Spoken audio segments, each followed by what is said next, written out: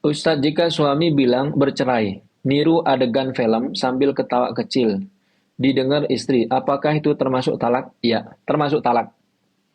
Jadi cerai itu teman-teman tidak boleh main-main. Kata Rasulullah SAW, ada 3 perkara yang seriusnya dianggap serius, bercandanya dianggap serius. Ada 3 perkara. Thalathun jidduhun najidun wa hazluhun najidun an-nikahu wat-talaqu war-raj'ah. 3 perkara ini yang tidak bisa dianggap main-main. Main-main pun, bercanda pun, niru-niru pun, ketawa-ketawa pun dihukumi serius. Yang pertama, nikah. Yang kedua, bercerai. Yang ketiga, rujuk. Jadi kalau suaminya bercanda, niru yang di TV, jatuh talak. Hati-hati. Tapi bercanda, meskipun bercanda. Ini sangat sakral teman-teman ya.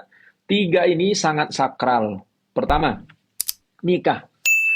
Dalam agama kita, tidak ada satu akad yang mewajibkan ada 2 saksi plus ada wali kecuali akad nikah. Nggak ada.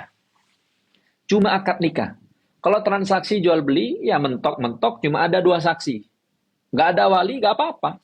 Bahkan nggak ada saksi juga nggak apa-apa. Transaksi di supermarket misalkan. Transaksi jual beli, ada saksi nggak ada, nggak apa-apa. Kecuali transaksinya besar ya, maka sebaiknya ada saksi, ada notaris.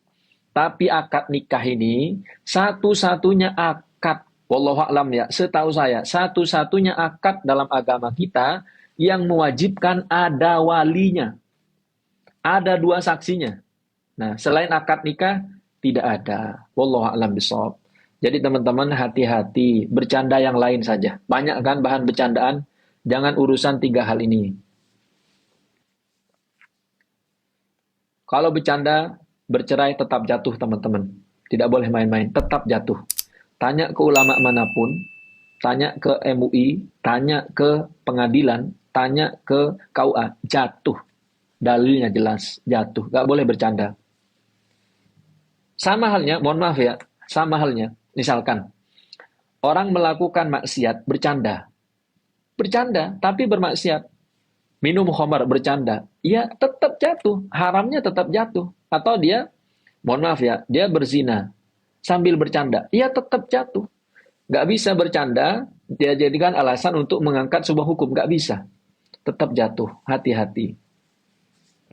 Bahkan ada larangan bercanda disertai dengan kebohongan. Ini banyak sekali, mohon maaf ya, para pelawak, stand up komedian, itu dosanya besar loh. Dosanya besar. Berbohong untuk dijadikan bahan ketawaan itu dosa besar. Kata Rasulullah SAW, wailun, celaka. Jadi Rasulullah kalau udah bilang celaka, oh berarti celaka ini. Karena Rasulullah jarang-jarang bilang celaka ini. Kalau Rasulullah sudah bilang wailun, celaka lah. Liman yuhadif liyudhika bihil qaum, fawailul lahum, tuma wailul lahum. Celaka lah orang yang melawak dengan berbohong. Kan banyak ya teman-teman, kalau nonton stand up komedi, sebenarnya itu bukan fakta, dia melucu saja. Agar orang ketawa, ancamannya neraka. Na'udzubillah min dzalik. Atau yang sangat disayangkan, tokoh agama. Mohon maaf ya, bukan berarti nggak boleh lucu. Bagus, nggak apa-apa. Dia berdakwah sambil melucu, bikin orang ketawa, itu bagus. Itu ada pahalanya ya. Membuat orang tersenyum, membuat orang ketawa, itu ada pahalanya. Tapi akan berbeda hukumnya dia melawak dan berbohong. Berbicara tentang neraka, berbicara tentang surga, dan dia berbohong. Apalagi bawa-bawa agama, oh berat. Apalagi bawa-bawa Rasulullah, berat sekali. Apalagi berdusta atas nama Rasulullah, berat sekali. Kata Rasulullah SAW, man kadzaba alayya muta'ammida falyatabawa maq'adahu minan nar. Barang siapa yang berdusta atas namaku, maka siap-siap masuk neraka. Na'udzubillah min dzalik. Apalagi dia dongeng dengan sesuatu yang tidak ada dasarnya. Kemudian bawa-bawa Nabi. Oh berat. Na'udzubillah min dzalik. Hati-hati teman-teman ya. Belajar kepada ustadz siapa saja boleh.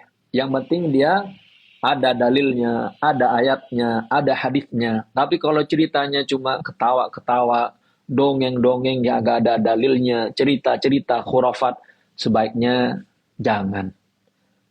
Sebaiknya jangan. Sayang waktunya. Wallahu taala alam bisawab.